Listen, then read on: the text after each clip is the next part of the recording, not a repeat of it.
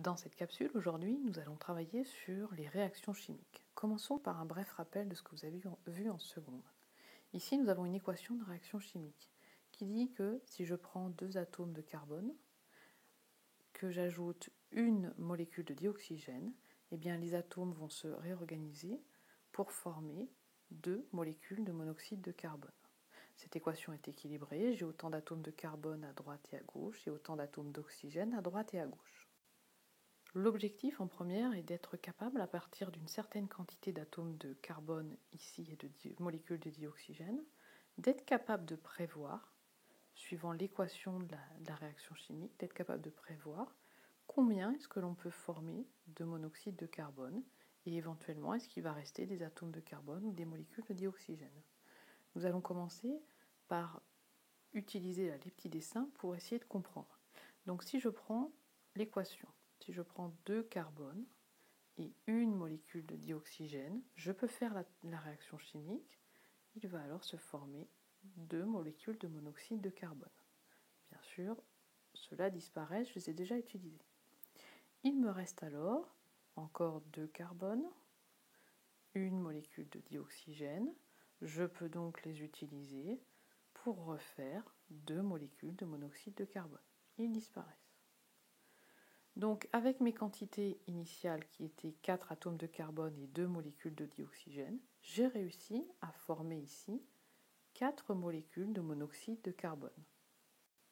Ce que je peux traduire sous cette forme, au début j'avais 4 atomes de carbone, 2 molécules de dioxygène. À la fin, il ne me reste plus d'atomes de carbone, je n'ai plus de molécules de dioxygène et j'ai réussi à former 4 molécules de monoxyde de carbone. Imaginons maintenant, deuxième cas de figure, que nous ayons 4 carbones et 3 dioxygènes. Combien de fois je peux faire la réaction et donc combien je vais avoir à la fin de monoxyde de carbone et combien est-ce qu'il va me rester de dioxygène et de carbone. Alors commençons. Je fais la réaction une fois et il va se former 2 monoxydes de carbone. Je fais la réaction une deuxième fois, il va se former 2 monoxydes de carbone.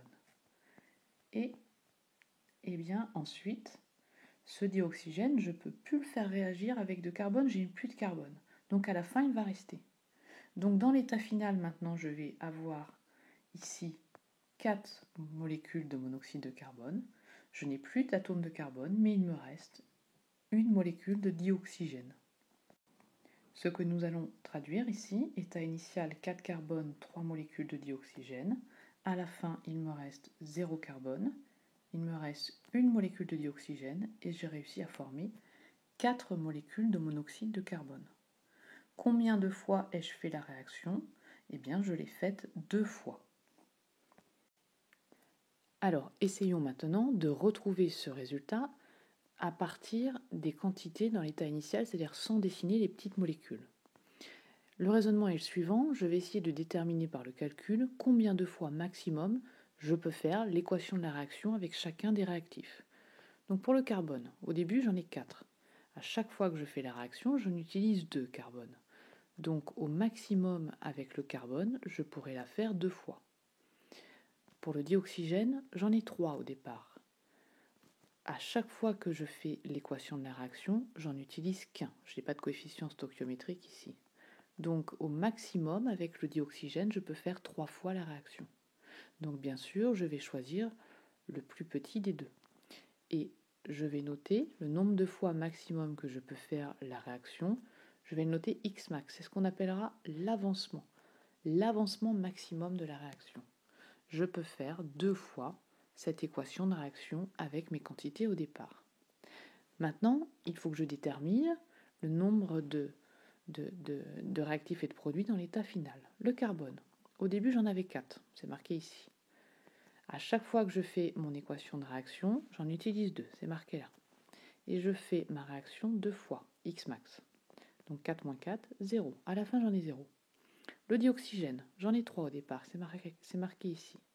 À chaque fois, j'en utilise 1 dioxygène.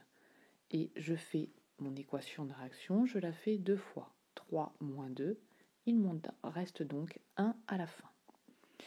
Le monoxyde de carbone, au début, bien sûr, c'est un produit, j'en ai 0. Et à chaque fois que je vais faire la réaction, j'en ajoute. À chaque fois que je fais l'équation de la réaction, j'en ai 2 qui se forment.